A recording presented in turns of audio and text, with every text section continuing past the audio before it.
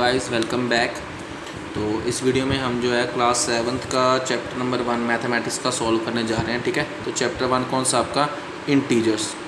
तो इंटीजर्स सबसे पहले हम इस चैप्टर को सॉल्व करने से पहले हम ये समझेंगे कि इंटीजर्स होता क्या है। देखिए, इंटीजर्स आपने नंबर्स तो आपको पता ही होंगे, जैसे हमारे नेचुरल नंबर होते हैं। नेचुरल नंबर कौन से होते हैं हमारे? जैसे नेचुरल नंबर जो हमारे होते हैं नेचुरल नंबर्स। अब जो भी हमारे नेचुरल नंबर, जैसे कि 1 से अगर हम काउंटिंग स्टार्ट करें 1 2 3 4, ठीक है, up to so on infinity तक, ये जितने भी हमारे नंबर्स होते हैं ये होते हैं हमारे नेचुरल नंबर्स। अब सेकंड केस में हमारे रहते हैं होल नंबर्स।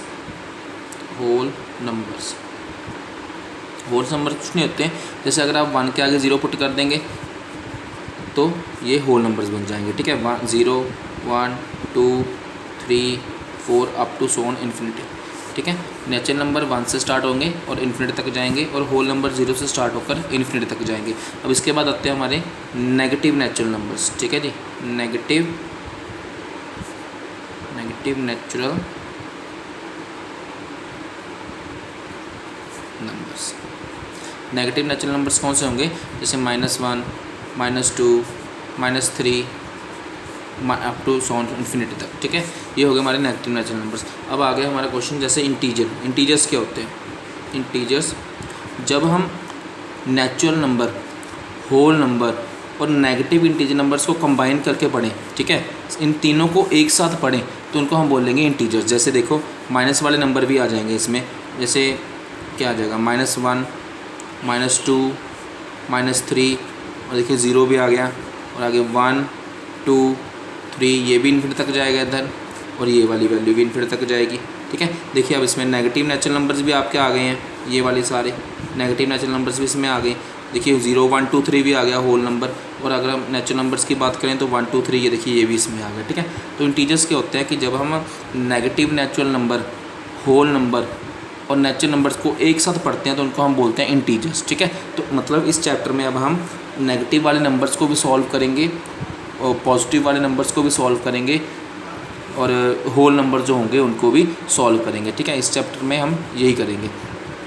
तो अब हम इस चैप्टर का एक्सरसाइज 1.1 का सम सॉल्व करने जा रहे हैं। ठीक है, तो आई होप आपको समझ आएंगे।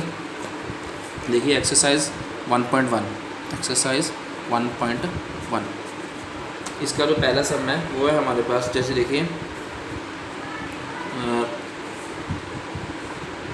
इवैल्यूएट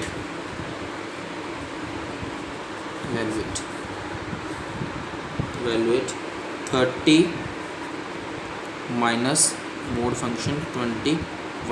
देखिए अब ये जो है ये होता है mode function.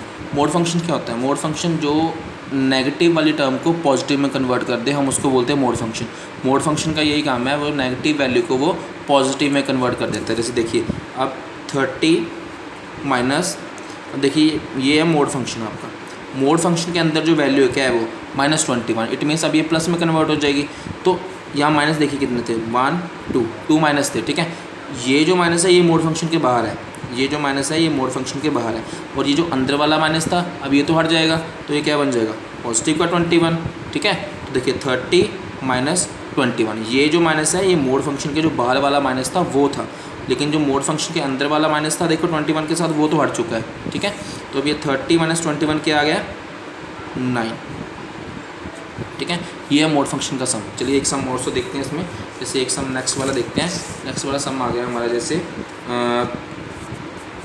-25 mode function minus 8।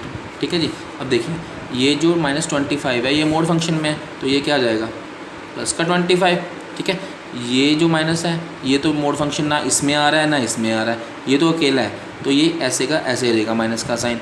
अब इसमें देखिए ये जो है -18, ये क्या आ जाएगा? मोड फंक्शन के अंदर है, तो ये क्या आ जाएगा? प्लस का 18 लीजिए 25 माइनस 18, कितने बच गए आपके पास? आपके पास बच गए 7। ठीक है, तो इस तरीके से आप जो इसके सम्स को सॉल्व करेंगे मोड फंक्शंस के। ठीक है।